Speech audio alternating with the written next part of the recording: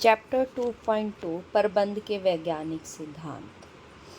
सबसे पहले हम इसका एक इंट्रोडक्शन लेंगे। जो वैज्ञानिक प्रबंध के जन्मदाता हैं वो फ्रेडरिक विस्लो टेलर हैं, जो शॉर्ट नेम में आप FW टेलर के नाम से सुनते हैं। 1878 में एक श्रमिक के रूप में अमेरिका की मिडवेल स्टील कंपनी में भर्ती हुए। देखिए 1 मार्क्स में आ जाता है कि वे 1878 में किस कंपनी में भर्ती हुए या किस रूप में भर्ती हुए।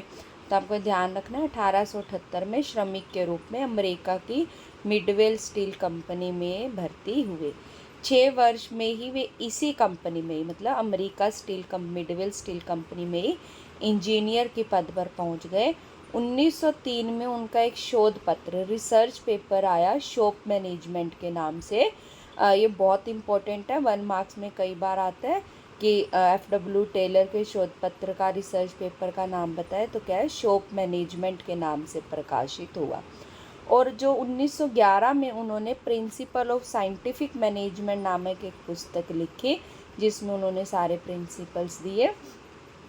और जो आपकी 1915 में जो FW टेलर थे वो इस संसार से विदा हो गए। तो ये इंट्रोडक्शन है अबाउट FW टेलर। इन्हें साइंटिफिक मैनेजमेंट का जन्मदाता भी कहा जाता है। उसके बाद है कि साइंटिफिक मैनेजमेंट का मीनिंग क्या है। देखिए प्रबंध को वैज्ञानिक ढंग से करना ही वैज्ञानिक प्रबंध कहलाता है। FW टेलर ने क्या कहा था, वैज्ञानिक प्रबंध यह जानने की कला है कि आप श्रमिकों से क्या काम करवाना चाहते हैं और फिर यह देखना कि वे उसको सर्वोत्तम व सस्ते ढंग से कैसे करें। जो उनसे काम करवाना है वो सर्वोत्तम और सस्ते ढंग से करें। जो FW टेलर ने श्रमिकों के लिए ही काम किया था क्योंकि वे खुद एक श्रमिक के रूप में नियुक्त हुए थे। नेक्स्ट है वैज्ञानिक प्रबंध की विशेषताएं। वैज्ञानिक प्रबंध की विशेषता पहली है व्यवस्थित विचारधारा। जहाँ पर वैज्ञानिक प्रबंध का प्रयोग किया जाता है वहाँ सभी कार्य वैज्ञानिक ढंग से और व्यवस्थित ढंग से होते हैं। मानसिक परिवर्तन, यह स्वामी और श्रमिक दोनों वर्गों में मानसिक परिवर्तन लाता है जिससे संस्था का हित होता है। ये इसकी वैज्ञानिक प्रबंध की विशेषता है। तीसरी विशेषता है परंपरागत प्रबंध के विरोधी। जो FW टेलर है उन्होंने जो वैज्ञानिक सिद्धांत दिए वो पुरानी तकनीकों को छोड़कर नई तकनीकों को अपनाने पर जोर देते हैं। नियमों का कठोरता से पालन। FW टेलर ने वैज्ञानिक प्रबंध के सिद्धांतों के बारे में कहा कि इन नियमों का कठोरता से पालन किया जाना चाहिए ताकि गलती की कोई संभावना न हो। अब हम करेंगे टेलर ने कौन से हमें सिद्धांत दिए। FW टेलर ने हमें प्रबंध के निम्न 4 सिद्धांत दिए। देखिए FW टेलर ने 4 सिद्धांत दिए और कुछ टेक्निक्स दिए। तो आपको एग्जाम में ध्यान रखना है कि आपसे सिद्धांत पूछे जाए हैं या टेक्निक्स। तो ये हम कर रहे हैं FW टेलर ने जो प्रबंध के 4 सिद्धांत दिए। पहला है विज्ञान न्याय की रूढ़िवादिता। इसको कई बुक्स में विज्ञान न्याय की अंगूठावाद भी लिखा हुआ है। विज्ञान न्याय की रूढ़िवादिता या विज्ञान न्याय की अंगूठावाद। इस सिद्धांत के अनुसार FW टेलर कहते हैं कि हमें लकीर का फकीर नहीं बनना चाहिए। मीन्स पुरानी तकनीकों को छोड़कर नई तकनीकों को अपनाते हुए काम को सरल बनाने का प्रयत्न करना चाहिए। नेक्स्ट है सहयोग न्याय की व्यक्तिवाद। इस सिद्धांत के अनुसार संस्था में सभी व्यक्तियों को सभी क्रियाएं आपसी सहयोग से करनी चाहिए। मैत्री न्याय की मतभेद। इस सिद्धांत के अनुसार श्रमिक और मालिक दोनों एक दूसरे को अपना पूरक समझे। इसे मानसिक क्रांति का नाम दिया गया है। ठीक है, सहयोग में क्या है, सब सहयोग से काम करें। मैत्री न्याय की मतभेद में क्या कहा गया कि श्रमिक और मालिक एक दूसरे को अपना पूरक समझे। भी श्रमिक के बिना मालिक कुछ नहीं, मालिक के बिना श्रमिक कुछ नहीं। तो इसे किसका नाम दिया गया, मानसिक क्रांति का नाम भी दिया गया है। नेक्स्ट है आपका प्रत्येक व्यक्ति की उसकी अधिकतम कुशलता एवं सफलता तक विकास। इस सिद्धांत के अनुसार व्यक्ति के चयन से ही उसकी कुशलता की ओर ध्यान दिया जाना चाहिए। सभी व्यक्ति को उसकी रुचि व योग्यता के अनुसार कार्य सौंपा जाना चाहिए तथा समय समय पर प्रशिक्षण ट्रेनिंग की आवश्यकता व्यवस्था भी की जानी चाहिए। मीन्स हमें ऐसी प्रशिक्षण देने चाहिए, व्यक्ति की रुचि योग्यता का ध्यान रखना चाहिए ताकि जो व्यक्ति है वो अपनी पूरी अधिकतम कुशलता के साथ कार्य कर सके। अब है वैज्ञानिक प्रबंध की पद्धतियाँ, टेक्निक्स क्या है। सिद्धांतों को व्यवहारिक रूप देने के लिए टेलर ने कुछ पद्धतियाँ दी हैं। पहली है क्रियात्मक फोरमैनशिप। क्रियात्मक फोरमैनशिप विशिष्टीकरण के सिद्धांत पर आधारित है। कई बार एक नंबर में पूछा जाता है क्रियात्मक फोरमैनशिप किस पर आधारित है, विशिष्टीकरण पर। इसके अनुसार संगठन में कार्य को छोटे छोटे भागों में बांटकर प्रत्येक काम एक विशेषज्ञ को सौंप दिया जाता है। देखिए क्रियात्मक संगठन को निम्न चित्र द्वारा, इसके अनुसार कारखाना प्रबंधक में 2 अधिकारी होने चाहिए, नियोजन अधिकारी और उत्पादन अधिकारी। नियोजन अधिकारी में कौन 4 कार्य करेंगे, कार्य मार्क लिपिक, संकेत कार्ड लिपिक, समय एवं लागत लिपिक, अनुशासन अधिकारी। उत्पादन अधिकारी में कौन होंगे, टोली नायक, गति नायक, मरम्मत नायक, निरीक्षक। और इन सब के अंदर काम कर रहे होंगे श्रमिक। अब हम करेंगे इनका कार्य क्या है। जो नियोजन अधिकारी है उसका में पहला था आपका कार्य मार्क लिपिक। यह किसी विशेष कार्य को पूरा करने का क्रम निर्धारित करता है, मीन्स जो कार्य है वो किस क्रम में किया जाएगा। संकेत कार्ड लिपिक का क्या काम है, यह श्रमिकों के कार्यों से संबंधित संकेत कार्ड तैयार करता है और उन्हें टोली नायक को सौंपता है। ठीक है, इस श्रमिकों को नहीं सौंपेगा। संकेत कार्ड लिपिक संकेत कार्ड तैयार करके टोली नायक को सौंपेगा जो उत्पादन अधिकारी के अंडर है। समय एवं लागत लिपिक, यह कार्य को पूरा करने का समय और क्या लागत होगी इसके निर्धारित करता है। अनुशासन अधिकारी, यह अधिकारी सुनिश्चित करता है कि प्रत्येक कार्य व्यवस्थित ढंग से होना चाहिए। उत्पादन अधिकारी के क्या विषय, पहला तो टोली नायक। इसका मुख्य कार्य सुनिश्चित करना है कि श्रमिक और मशीन ने दोनों उत्पादन करने की स्थिति में हो, मीन्स दोनों में कोई भी कमी नहीं है। गति नायक, इसका काम यह देखना है कि श्रमिक अपना काम निर्धारित गति से कर रहे हैं या नहीं, मीन्स की स्पीड ठीक है या नहीं। मरम्मत नायक, इनका काम क्या होगा, मशीनों और औजारों को काम करने योग्य हालत में बनाए रखना। भी किसी भी मशीन या औजार में कुछ कमी आती है तो मरम्मत नायक उसकी रिपेयरिंग करता है। निरीक्षक, यह उत्पादित वस्तुओं की किस्म की जांच करता है, जो वस्तु बनकर आती है उसकी क्वालिटी कैसी है कौन देखता है, निरीक्षक।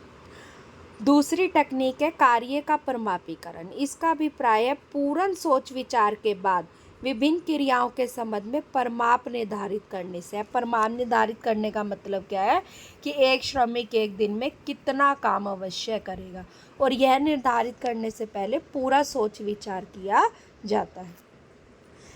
परिमापीकरण के उद्देश्य क्या होंगे, देखिए एक तो उत्पादों को निश्चित प्रकार, आकार और विशेषताओं तक सीमित करना है। ऐसा नहीं कि कोई उत्पाद बड़ा है कोई छोटा है, किसी में क्वालिटी कुछ है, ऐसा नहीं होना चाहिए। परिमापीकरण का उद्देश्य है प्रत्येक उत्पाद निश्चित प्रकार, आकार और विशेषताओं तक सीमित होना चाहिए। दूसरा, एक जैसे उत्पादों का उत्पादन होगा, क्वालिटी परिमाप सुनिश्चित होगा, और लोग व मशीनों के निष्पादन का परिमाप भी निश्चित होगा। लोगों का परिमाप निश्चित करने का मतलब है लोग मशीनों का कि एक दिन में कितने वस्तु बनने चाहिए। तीसरी टेक्निक है आपकी सरलीकरण। इसका अभिप्राय उत्पादों के अनावश्यक प्रकार, गुणवत्ता, आकार, वजन आदि को कम करने, समाप्त करने से। देखिए आप इसे एक उदाहरण से समझ सकते हैं, ध्यान से उदाहरण सुनेंगे।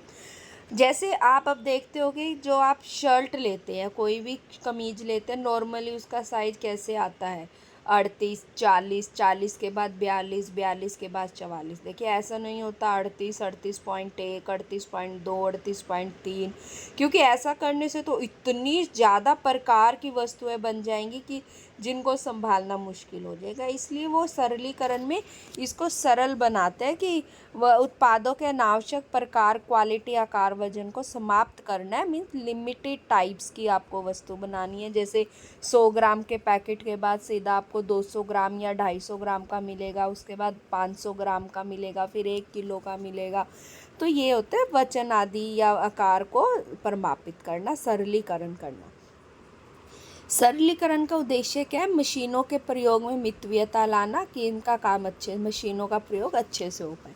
श्रम लागतों में कमी करना और स्टॉक में भी मितव्ययता लाना। फोर्थ आप टेक्निक है आपकी कार्यविधि अध्ययन। देखिए ये जो कार्यविधि अध्ययन, गति अध्ययन, समय अध्ययन, थकान अध्ययन वेरी इंपॉर्टेंट है। इसमें 1 मार्क्स के क्वेश्चन बहुत बनते हैं, सीधा भी पूछा जा सकता है कार्यविधि अध्ययन से क्या समझते हैं, या किसी भी एक मेन लाइन को देकर पूछा जा सकता है कि ये किस अध्ययन से संबंधित है। कार्यविधि अध्ययन, इसका अभिप्राय एक विशेष क्रिया को करने की सबसे उपयुक्त विधि की पहचान करने की सबसे बेस्ट विधि कौन सी होगी किसी भी कार्य को करने की। नेक्स्ट है गति अध्ययन। इसका अभिप्राय श्रमिकों द्वारा काम के दौरान की जाने वाली अनावश्यक हरकतों को समाप्त करने से है। अब अनावश्यक हरकतें समाप्त करने के लिए इसके लिए मूवी कैमरे, जिन्हें आप सीसीटीवी कैमरे भी कहते हैं, उसका प्रयोग किया जाएगा। इससे काम करने की गति को बढ़ाया जाएगा। देखिए जब सीसीटीवी कैमरे के अंदर श्रमिक काम कर रहे होंगे तो वो अनावश्यक हरकत नहीं करेंगे, वो अपने काम पर ध्यान देंगे। तो इसमें 1 नंबर का इस तरीके से आता है, सीसीटीवी कैमरे का प्रयोग किस अध्ययन के लिए किया जाता है, दैट इज गति अध्ययन। या अनावश्यक हरकतों को समाप्त करने के लिए कौन सा अध्ययन किया जाता है, गति अध्ययन। इस तरीके से आपका 1 मार्क्स का क्वेश्चन बनता है। समय अध्ययन, इसका अभिप्राय यह निश्चित करने की एक काम को पूरा करने में कितना समय लगेगा। इसके लिए किसका प्रयोग किया जाता है, स्टॉप वॉच का प्रयोग किया जाता है। तो समय अध्ययन के लिए स्टॉप वॉच का प्रयोग किया जाता है। थकान अध्ययन, इसका अभिप्राय एक विशेष काम को पूरा करने में आराम की अवधि और बारंबारता निश्चित करने से। मीन्स कर्मचारी या श्रमिक काम करते हुए थक जाएंगे तो कितने समय के बाद उन्हें आराम दिया जाना चाहिए और कितनी बार दिया जाना चाहिए। जैसे आप अपने स्कूल में भी देखते हैं कि 3 पीरियड के बाद एक शॉर्ट ब्रेक दिया जाता है, 5 पीरियड के बाद एक रिसेस दी जाती है। किस लिए, ताकि स्टूडेंट जो हैं वो थक गए होंगे तो उन्हें कम से कम कितने टाइम बाद और कितनी बार उन्हें आराम दे। इसी तरह श्रमिकों के लिए भी देखा जाता है। नेक्स्ट टेक्निक है विभेदात्मक मजदूरी पद्धति। इसके अनुसार जो मजदूरी है वो समय के आधार पर ना देकर कार्य के आधार पर दी जानी चाहिए। इसमें मजदूरी की 2 तरह का प्रयोग होगा। ऊंची दर, जो परमापित इकाइयों का उत्पादन करेंगे उन्हें ऊंची दर से पैसे मिलेंगे। नीची दर, जो श्रमिक परमापित इकाइयों से कम उत्पादन करेंगे उन्हें निजी दर से मजदूरी दी जाएगी। मीन्स जैसा काम करोगे, अच्छा काम होगा, परमापित काम होगा तो उचित दर से मजदूरी दी जाएगी, परमापित काम नहीं होगा तो नीची दर से मजदूरी दी जाएगी। नेक्स्ट टेक्निक है और लास्ट आपकी मानसिक क्रांति। इसका अभिप्राय प्रबंध वर्ग एवं श्रमिक वर्ग दोनों की मनस्थिति में परिवर्तन करने से है, ताकि दोनों एक दूसरे से प्रतियोगिता करने के स्थान पर सहयोग की भावना से कार्य करें, जो संस्था के लिए हितकर होगा। मीन्स इन्हें मैं नहीं करना चाहिए, इन्हें हमेशा हम का प्रयोग करना चाहिए। प्रबंध और श्रमिक वर्ग दोनों को एक दूसरे को अपना पूरक समझना चाहिए। तो ये थे आपके FW टेलर के द्वारा दी गई साइंटिफिक मैनेजमेंट के बारे में पूरी डिटेल। इस चैप्टर को आप अच्छे से कर लें।